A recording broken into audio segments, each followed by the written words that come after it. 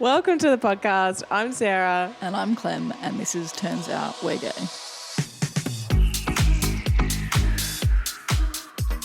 Before we jump into today's episode, we would like to introduce our incredible sponsor, Hinge, the dating app designed to be deleted. Finding the right person can be tough, especially in the queer community. That's why we love Hinge. Their LGBTQIA+ prompts, created with GLAD, help you showcase your true self and connect with someone who really gets you. Hinge has been a part of both of our dating lives over the years. I actually met my first girlfriend on Hinge and made some amazing connections since. I love how you can be specific on what you're looking for and give in-depth information on yourself while having fun with it. What about you, Sarah? Well, I have met some amazing polyamorous people on Hinge and made great connections.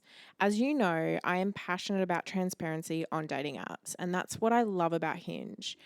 Personally, my favourite LGBTQIA+ prompt is, I feel proudest of who I am when, and my answer is when I openly talk about my queerness. We are thrilled to partner with Hinge, who have made dating in the queer community so much easier. Download Hinge and show off your full personality today.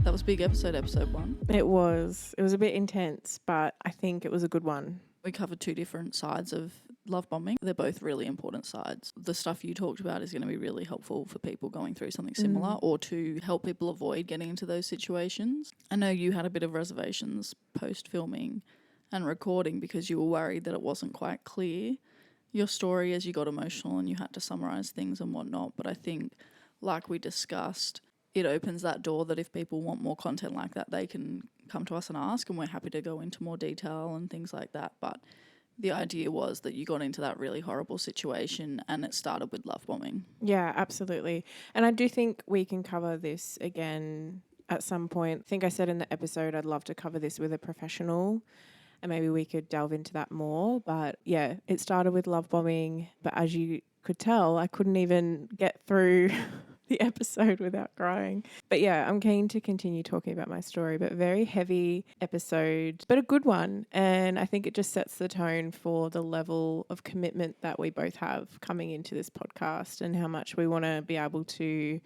speak our truth and try and help someone regardless of how difficult that might be. Yeah, I think that was something we discussed before coming into this was, are you willing to talk about 99% of your story?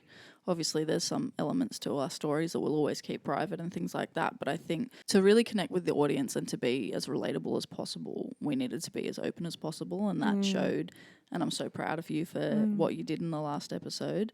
But like you said, it was quite a heavy episode. And we obviously are known for being a bit cheeky and having a laugh a lot of the time. So don't worry, that's all still coming. And there's plenty more things in this, including a comedian will be coming up later on in the show. So we're not all serious, but we will have those moments. But we're going to go along the same lines of the dating culture in today's episode. We're going to sort of stick with that theme. Do you want to tell everyone what we're talking about?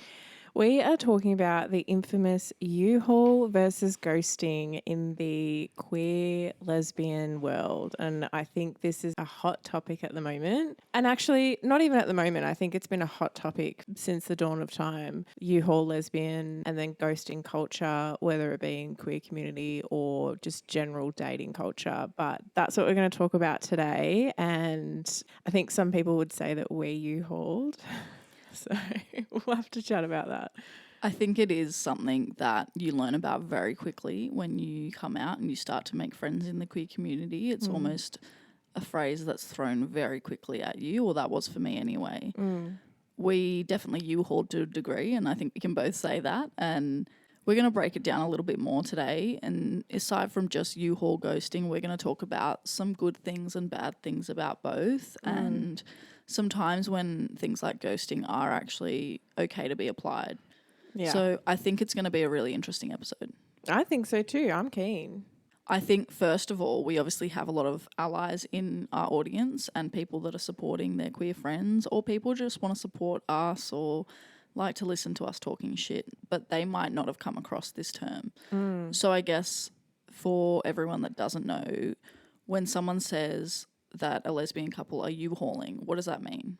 It means that you're committing straight away and you're moving in together and it's all happening within like a week or 2 weeks of meeting each other. I mean, it could even be like a month or two, which I would still consider as U-hauling. Yeah. But basically it means I've met someone, I've fallen in love, I'm dropping everything and I'm moving to wherever they are, and you hire a U-haul to pack your things. And that's what a U-haul lesbian would be. I think this isn't seen so much in straight relationships. I think it's definitely more of a lesbian thing. We always talk about how women loving women relationships particularly, and that is what we've more experienced in, how they naturally develop a lot faster. Women are generally a lot more open to communication, a lot more willing to put their walls down with another woman and things like that.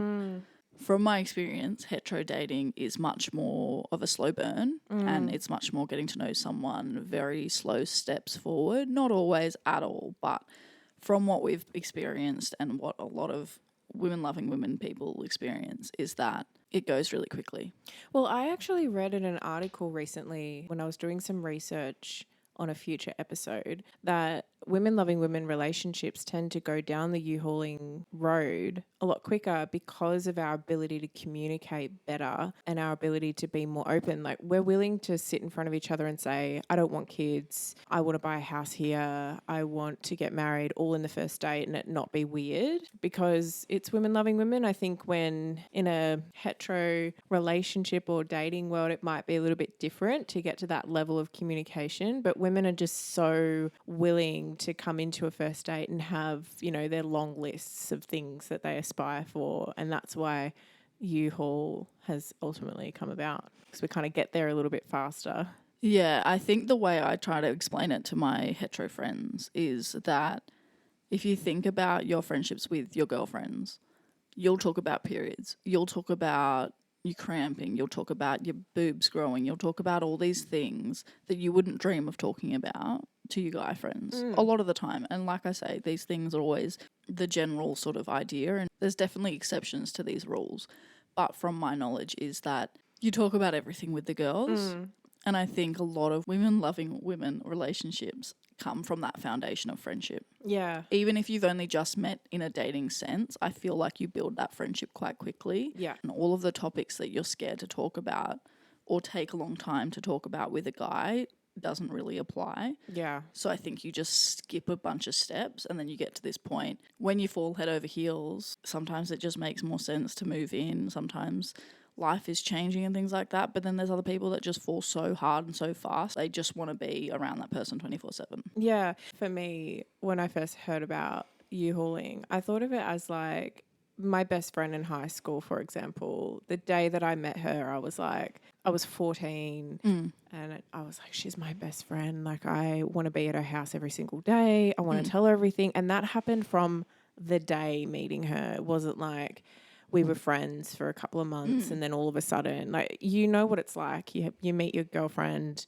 as in girlfriend, or best friend in high school or primary school, and you're asking your mum for a sleepover that day. I think it's kind of the same in the dating realm of women loving women relationships, where it's like you've met someone that you click with and you're like, this is my best friend. Oh my God, let's have sleepovers, let's have parties. And then the next minute, you don't want to go a day without them. And so you're moving in together and it all just happens so fast. And it's so fun, but it's also a bit risky. But we're about to chat about that and I guess the risks behind it. And the two different spectrums, you know, U-hauling and ghosting. 1 minute you're U-hauling and the next minute you're being ghosted. Like, it's two different ends of the stick. Well, that's it. And I think when you talk to your friends and things like that about you hauling and moving really fast in relationships with women, they probably get this impression that that's what it's like all the time, but it's not. And the lesbian or queer community is definitely not hidden from things like ghosting.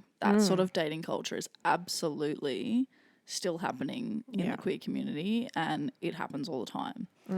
So yeah, we're going to break all of that down. We've kind of just spat a bunch of information at you. But one thing that we did want to talk about was how the dating apps can affect the dating culture in this sense. So obviously dating apps is a huge part of dating in this day and age. And we are actually huge advocates for that because particularly for the queer community, it can be really hard to meet people. Yeah. You know, you go to a pub, just an everyday pub kind of thing, everyone assumes everyone is straight. Yeah. A guy going up to a girl, getting them a drink or vice versa. Yes, of course, you have that fear of rejection, but there's a whole other element and a much, much smaller chance of it going right when you're queer.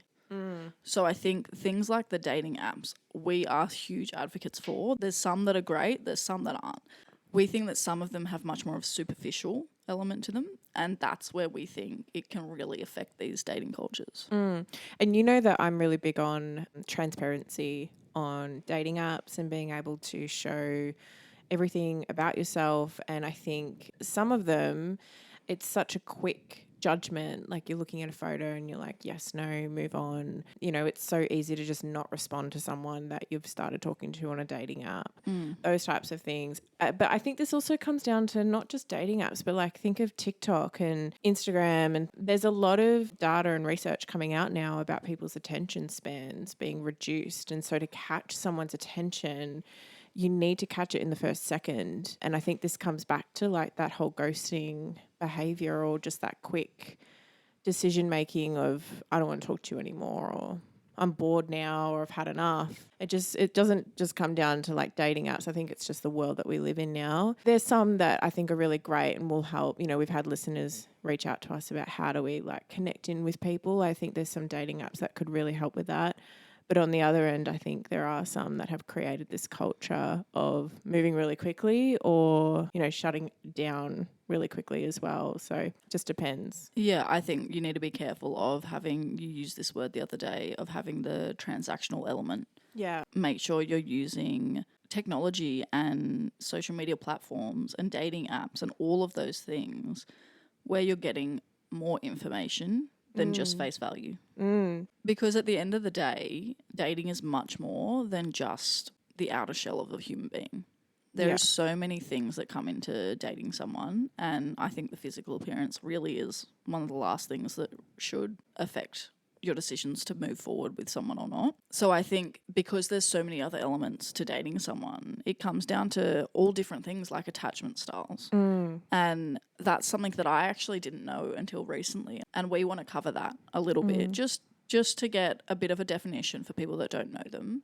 But we think it really does sway on these things like ghosting or U-hauling. I think it can really play a big part in it, on how you attach with someone. Absolutely. There's 4 key attachment styles. And I also didn't know much about attachment styles until the last year or two. I didn't even think about it. And actually, before we jumped into this episode, I was like, what do you think my attachment style is? Because I've never really thought about it. So let's go through it. I do think someone's attachment style could push them to things like jumping into a relationship super quick or to going, I've had enough, I'm bored, I'm moving on. So let's talk about attachment styles. So there's 4 main types. I think each one of these types also have like subcategories, which we won't go into, but we'll just stick with the 4. So we've got 4 main types. We've got secure attachment, which is someone who is honest and there's an equal part to the relationship. Anxious attachment, which is anxiety and preoccupation. Avoidant attachment, so that would be dismissing and avoiding emotional closeness, and disorganized, fearful, avoidant attachment, which is chaotic and inconsistent behavior. What's your thoughts on that?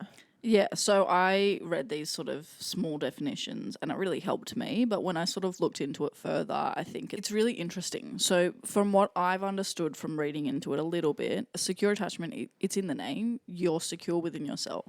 You're really good at communicating. You're really good at setting boundaries and respecting someone else's. And I think that would be the ideal attachment style that people would want to have or want to work towards. Anxious attachment is more when you're a little bit insecure and worried about whether or not the other person loves you, what they're thinking, and your thoughts are always preoccupied. So anxious, I would say, is more you wanting to talk about things a lot more for reassurance and things like that. Avoidant is you don't want to have those conversations. You only have one foot in the door the whole time. You're not wanting to commit to that emotion, not necessarily the person. And then disorganized is more of a chaotic and can be all over the place. I thought that kind of helped me understand a little bit more. But as we've said with many other topics, I would love to go into this in more detail with a professional. Yeah. Because it's something that I only know the surface level about and I've only learnt about it recently. Yeah. I don't know if it's in the straight community as well, but the queer community pop off on these words. It is such a hot topic at the moment. I'm an anxious attachment style. I'm an avoidant attachment. And this is how we work in a relationship. And I think definitely like different attachments can work as long as it comes down to communication and openness. But my question to you is, what ones do you think relate to U-hauling and ghosting? And this is just our own opinion because I've got some thoughts, but what are your thoughts? Which ones do you think would align most with a couple that might U-haul or ghost? Okay, so for me, I think an anxious attachment would be more of a U-hauling. I think they're trying to cling on to it and keep it and worried about losing it. So the idea of moving in and committing to those things, you're keeping that person close. For me, an avoidant attachment is the ghoster. That's someone that's got one foot in the door the whole time, and if something comes up that they don't like, out they go. Yeah.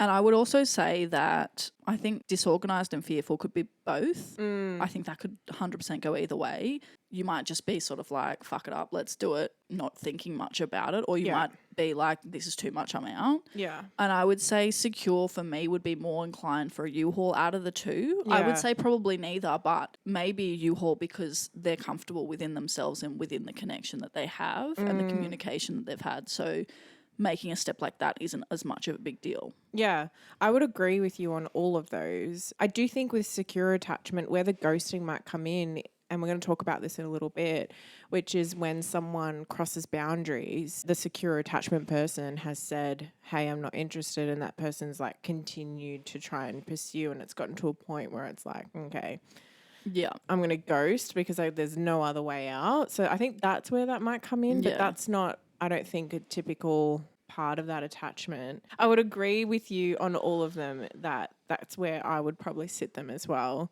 But yeah, it's interesting to learn about these attachment styles. And like you said, I'm really keen to start delving into this stuff with a professional because there's probably a lot more to it. You know, there's a lot more to why people U-haul. There's a lot more to why people ghost. And I guess that's what we're here for, to bring all that to you guys. Let's chat a little bit about our story and what you think our attachment styles are. Because I think people think we U-hauled. I think people are right. I think they might be too, as much as I'd want to disagree. I think people definitely think we U-hauled. We would both love to disagree with these people, but they are right. At the end of the day, well, to an extent, we were talking for a lot longer than people realised. We were talking for a good 2-3 months. 2 to 3 months. And consistent talking in depth, really learn a lot about each other and, you know, past traumas, but also goals and what we wanted in life and made sure those things aligned and everything. So we definitely spoke for a lot longer than people realised, but at the end of the day, we met face to face. You came up to where I lived for a week, 2 weeks. I came up for a week and then I extended Couldn't get it. enough.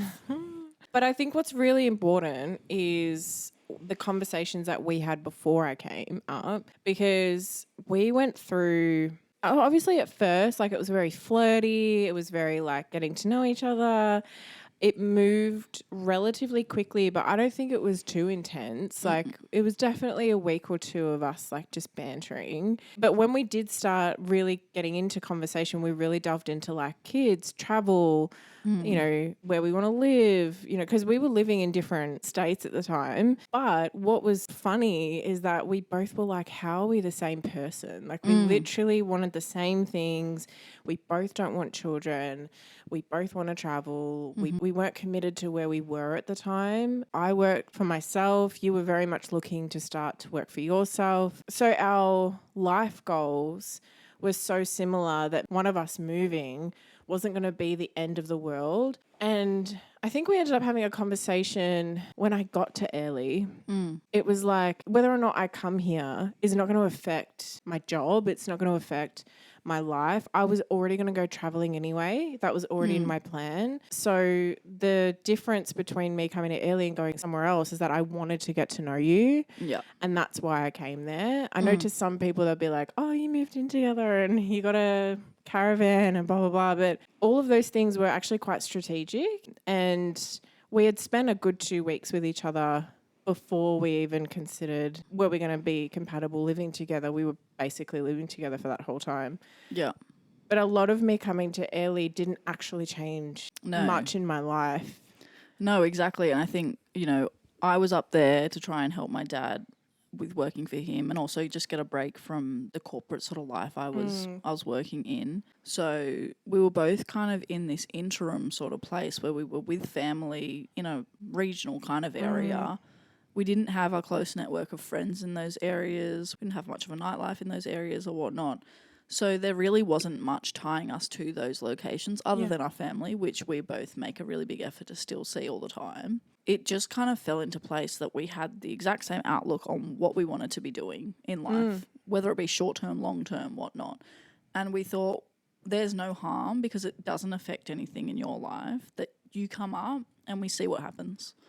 Yeah. And we took a risk. And I think because we had communicated so much and we had spent so much time talking about things that matter and not being so superficial about everything, we realised quite early on that we were quite compatible in that sense. Yeah. And things like living together and stuff really never fazed me or crossed my mind that it wouldn't be something that was smooth, which it was. Yeah, I think we realised that we were really compatible and all that was left was to actually find out if that was true or not. And I think the difference between that and you hauling your whole life is that, someone might have a job, a house, kids even, their support network is where they're living at the moment, and then they meet someone and they fall in love and it's amazing, and then they uproot their whole life to make that work. The difference with us is that we didn't really have roots where we were, and the only risk that we were taking is that if it didn't work out, then one of us, probably me, would have gone somewhere else, which was always my plan anyway, was to travel, and that was always my thing. And we've continued to do that. We're in Bali right now. It's not like I've not been able to do the goals that I had. You've been able to do the goals that you've had.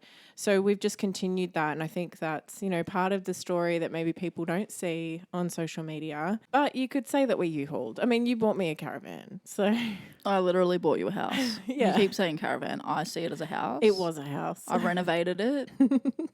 I made it pretty. We definitely did U-haul to a degree. And it was a risk and it paid off because I think I've achieved more personally than I would have ever done where I was because it just wasn't where I needed to be at that time.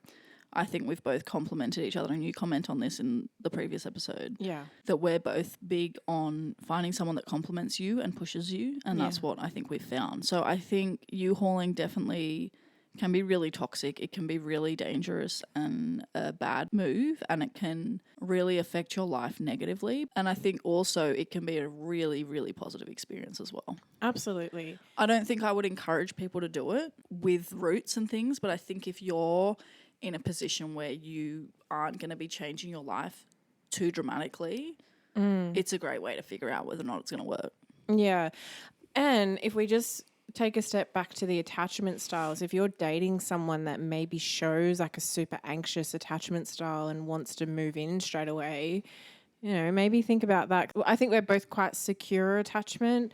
We both have our own lives and goals and ambitions, and we're trying to encourage each other to achieve those. We have our own friends, family. Family is extremely important to you and to me. So I think we do a lot of things that are quite healthy. I would say we both have a little bit of an anxious attachment. And I think if anything, it's more so developed as our relationship has developed, because it's like, I don't want this to go away, but I don't think it's been something that's been a deciding factor on our decisions, and it's probably just been more from previous relationships. But for the most part, I'd say for like 98% of our relationship is a secure attachment, and a very small percentage might be a little bit of anxiety that I don't want you to leave.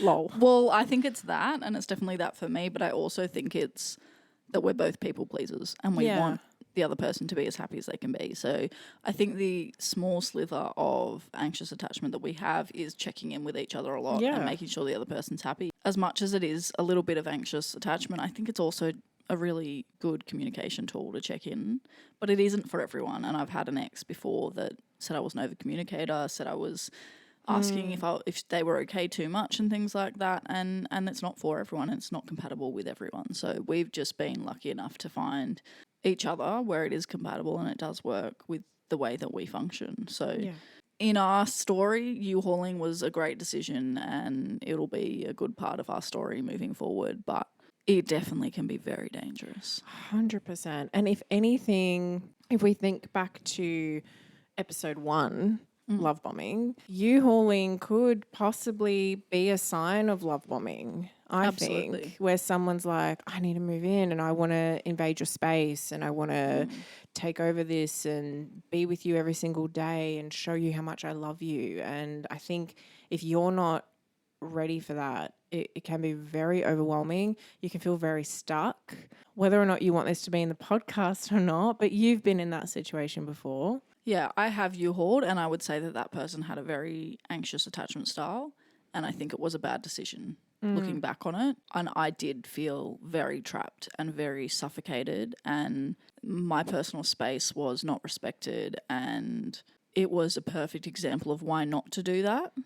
I made sure that when we connected and we were talking, that we discussed all of these things and that I was really across the fact that it wouldn't change your life much and that I thought you would be genuinely okay if we were to try it. It wasn't to work out and we go our separate ways. And once I got to know you and realised how secure you are within yourself and how stable you are within your life, it made it much more of an option to then, okay, we're going to make a decision to get to know each other properly and this is the way we're going to do it kind of thing. But I think it really depends on the person that you're talking to and the connection and compatibility you guys have, because for me that was a really bad decision. And I wouldn't take away from the fact that I had a really strong connection with this beautiful woman and, you know, we had a lot of fun. I think with U-hauling you have a lot of fun either way. Yeah.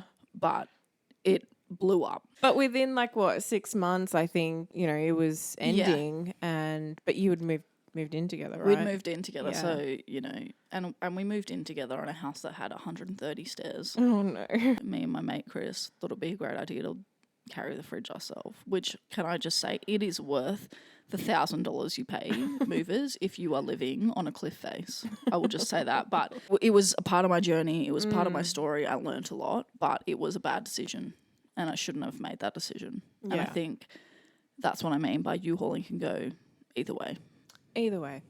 Communicate, continue to communicate, even once you've U-hauled, continue to have those, you know, conversations and whether it be uncomfortable or positive. And yeah, that's probably my advice. But should you do it? Probably not. But, you know, it does depend. Absolutely. Now that you've called me out on me U-hauling, I think we could maybe flip it up and let's get back into the other side of it in ghosting. And I've seen that in our little notes you've put down that you've ghosted someone. So let's unpack that. Yeah. Are you glad you put in the notes now? Fuck.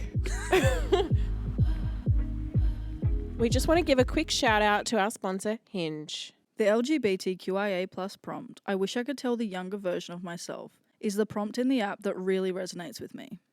I would tell my younger self that it's okay to be authentically you. What about you, Sarah? I'd have to say the first time I knew I was gay is such a great question for me. The first time I knew I was gay was when I was around 14 or 15, but I actually didn't come out until I was 26. The LGBTQIA+ prompts are a fantastic way to showcase your true self and meet people who really get you. Download Hinge today. Now back to the show. I have ghosted. How do we chat about this? I have ghosted a couple of times. Sorry. And I feel bad for it. But in some cases I don't. I've ghosted in the queer side of my life and I've also ghosted in the straight side of my life. So why don't we just chat I'll wrap it up quickly because it's awkward. But on the queer side of things, I definitely think it's not as intense. Like I haven't just stopped talking to someone, but I've definitely slowly ghosted in the poly world where I've been maybe chatting to a girl who might also at the time have been chatting to my husband because we were in a poly situation. And maybe I've not been vibing it as much, but it's awkward because it's like, you know, trying to not ruin it for someone else. I have a question. How do you ghost someone when your partner is still dating them? Well, for me, I definitely stopped contributing if we had like a group chat or something like that and we were getting to know someone and I just really wasn't keen. You would just see a long conversation with me not being involved. Like I'd really back myself out. And that happened a bit. To be honest, I'm not a texter. I'm not a caller or a texter. It's really hard to get a hold of me.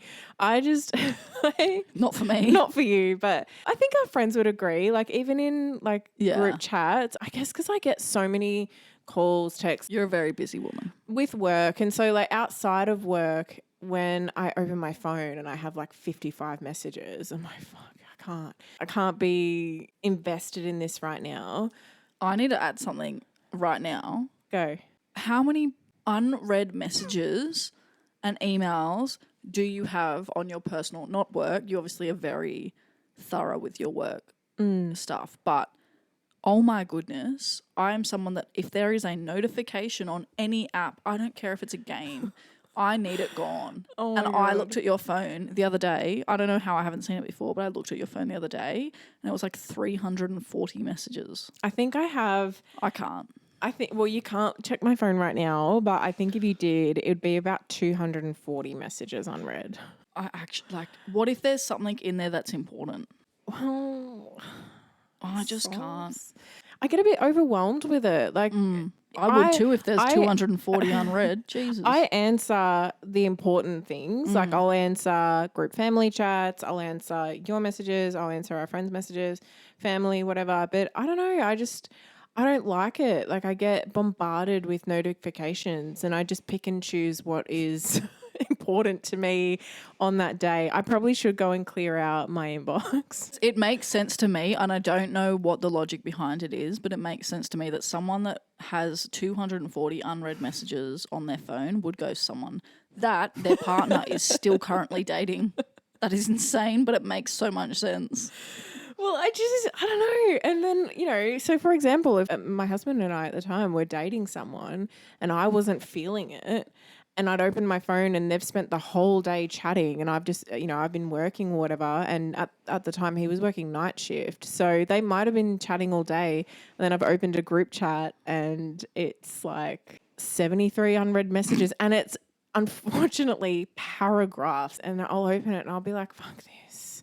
And I just won't respond, which is really bad. But, there's been times where I've been maybe chatting to someone and in that poly world and I've not been interested. There's been a few and I've just kind of slowly, like the Homer Simpson backing into the bush. Yep. That's me. I literally have just backed into the bush and let them do their thing and I'm like, perfect.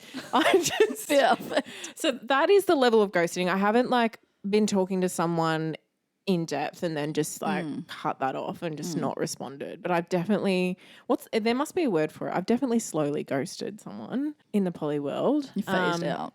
Phased out. And then in my hetero side of things, where I've ghosted is when I've been texting a guy or, whatever, and I've not been keen and I've tried to shut it down and it's not getting shut down. You get the constant good morning, beautiful over and over again. And then I've just gone, you're crossing a boundary. I've said I'm not interested. You're still messaging me. Yeah. I'm just going to stop messaging you. So I have kind of ghosted in that way, but I'm probably sure I have maybe been talking to a couple of people and then just not answered one more than the other. But I wouldn't say that I've done a full hardcore ghosting, but I've definitely ghosted and I'm happy to admit it as much as it is. Yeah, I think to my knowledge, I've only done it to people, like you say, that aren't respecting your boundaries. And I think that's something that we both agree that it's the one time that it's okay to ghost someone. Yeah. I don't even know if it would technically be called ghosting, but when someone's not taking the message, you've made it clear that that's not what you want or you've set some boundaries and they're not respecting them. I think that that's okay for then you to shut that conversation down and go do you know what? Nothing I say is getting through to this person. The best thing I can do for my mental health is to step back and cease all communication. I think that is the best way to go about it with ghosting someone when you need to. Yeah. And like, I do think boundaries get crossed a lot in dating. You know, I think when someone's really keen and you're not keen, they're going to try. They're going to keep trying. I think that's where that ghosting culture comes in. But again, like, it does come back to transactional dating. You can just, how easy is it to ghost someone? Yeah. You just block their number. Can I just say as well that it is okay to ghost someone when you've only just started talking. Yeah. Some people get so hung up on the fact that you've sent a couple of messages and then you've gone quiet. Oh my goodness. In this day and age, surely if someone sends you a couple of messages, you're not sitting there hanging on to every message they send. Well, I mean, and if you are, let's go back to the attachment style conversation. Maybe, you know, you need to put that energy into something else. But yeah, I think if you've just started dating someone and they've been pretty transparent that they're talking to other people and then they fall off the face of the earth, I can assure you that they haven't lost their phone. They didn't leave it in the car and it overheated. They didn't drop it in the ocean on a sailing trip. They just didn't message you. That sounded oddly specific, and it sounds like maybe something you've used previously. However, very unbelievable because you get very seasick. Do you want to know where that came from? Where? Superstore, the episode. Oh my God. I see. That makes a lot more sense. Love Superstore. So anyway, look, that's what my thoughts are with ghosting. Like, I think there are times where it's maybe needed. And then if you are talking to someone and it's going really well and you've just got some stuff going on in your life and you're just not keen on dating, or maybe you've met someone else and then you just completely ghost them, that can really fuck with someone's head. Like, that can be really hurtful. It can hurt their self-esteem. It can hurt their future dating. That maybe they might not go out with someone again for a little while because they don't quite understand what went wrong. And I think that ghosting can definitely cause a lot of emotional impacts on someone. 100%. And I think the impact it causes compared to the energy required to just simply either send a small message, have a small phone call, or meet someone for a coffee and explain the situation. Really, I think you need to just be selfless in that moment. Take that hit, because it's not pleasant to call something off. Take that hit, take that feeling a bit shitty, just to give that person a bit more closure and peace of mind. If you have had a reasonable connection with them, I know that when we started talking, I had been talking to someone on the other side of the world, but not, you know, super in depth. But we definitely had a connection. They're a lovely girl. And had they been close, we might have actually had a stronger connection by this point. But we were obviously on different sides of the world and we just talked here and there. But out of respect, I ended up having a conversation with them and told them, you know, look, I've connected really strongly with someone here in Australia and I would like to put all of my effort into that situation. It wasn't warranted, and there was definitely a possibility that that person would have thought, we're not at that point for you to need to say that. But I thought I would rather have a bit of an awkward moment, a bit of a you didn't need to do that kind of thing, or you're thinking this is more than it was, than to hurt that person. Yeah.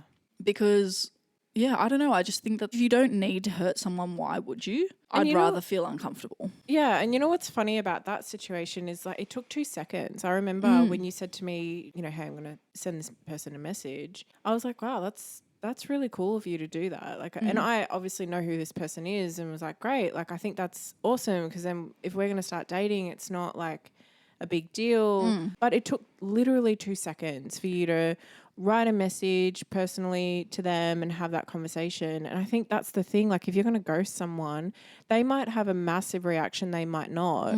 But it takes 2 seconds to Literally. write. If you don't want to call them, or if you don't want to take them out for coffee because maybe you're a bit anxious, write a message. And even if you never respond to another message after that, it's still some type of closure. And I don't think it can, I think if you're going to message someone and you're going to shut something down, it can't be like, hey, I just don't want to talk to you anymore. Like, put a bit of like closure in there for them. Maybe you're going through some stuff and, hey, I just don't want to date. Like, you're a really cool person and I wish you all the best, but I don't want to date right now. Or, hey, I just don't think this is going to work out. It takes 2 seconds. Literally. And I think it's quite rare for people to do that these days with this dating culture, and I think it's really respected. So I've done that many more times than I needed to. Yeah. You know, with connections that didn't warrant it. They weren't strong enough to really warrant me to call it off type thing. But at the end of the day, every single time has gone pretty well because they've gone, wow, okay, fair enough. You've said it clearly what's happening. You've said that this isn't continuing. And I've had a very respectful response. Yeah. Almost every single time. And if you don't have a strong connection or if something's wrong and you be really clear and not mean and you communicate what's going on, if they come back with a really horrible response, that's actually not on you. That's something that they need to deal with themselves. Because if someone comes to you for any reason, whether it be that they have stuff going on in their life or whatnot, if they are coming to you and being clear and communicating with you that this is no longer continuing, etc., you might not like it, you might not agree with it, but at least have the decency of giving a respectful response and then respect their boundaries, I think. Yeah, absolutely. And I think the last thing I want to say is if you have just been ghosted, I know it sucks and I know you're hurt and I know you're confused, but that just speaks volumes to the personality of the person you were trying to date. And as much as it hurts, you know, they're not willing to give you that closure and try and use that as closure. You know, you don't want that in your life. You want somebody who's going to listen or is going to respect you enough to let you know that they don't want to date you anymore. So as much as it hurts, you will get past it, but definitely don't close your doors to allowing someone else to come in just because this has happened to you. Try and use that as, you know, okay, they've ghosted me. Maybe they've got something going on and they literally don't have the space to tell you that. But that is enough for you to go, well, that's actually not what I want. I want someone who's going to send me a message and let me know that they don't want to talk anymore. So I think that's really interesting what you said there, because ghosting in itself is closure. yeah, It's not the closure that you'd want. It's not fair, but at the end of the day, it's closure. They didn't respect the connection enough to even discuss with you that they were walking away. I'm sorry, but if that's not clear enough that that's not someone you'd want to be with. exactly. So I think try and think of it in that way, that is the closure in itself, that they weren't worth your time in that sense.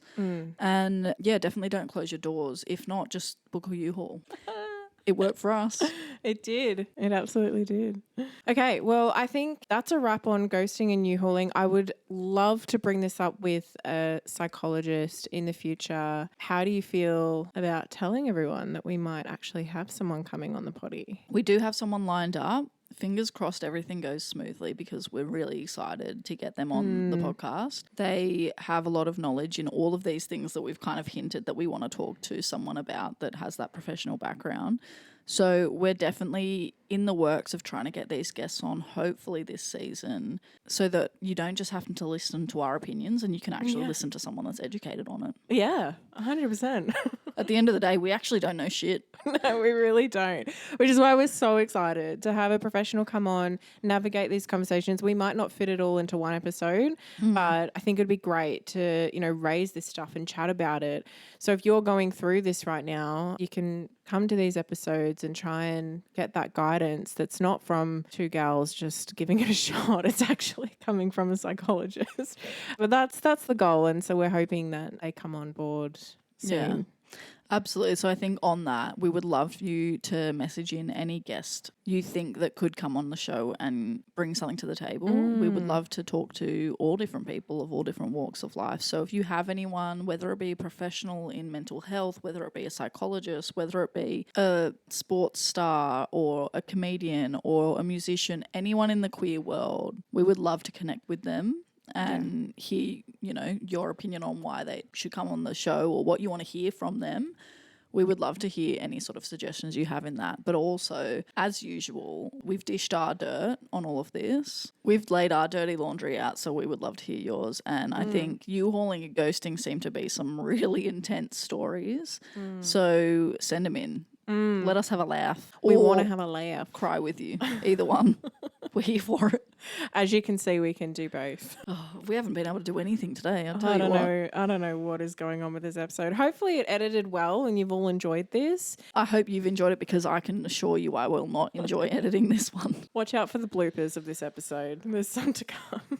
All right, to wrap it up, like, share, follow, Instagram, TikTok. We're on YouTube now. We're hoping to evolve that. There is a lot of work that goes into YouTube. So just go subscribe, but have no expectations.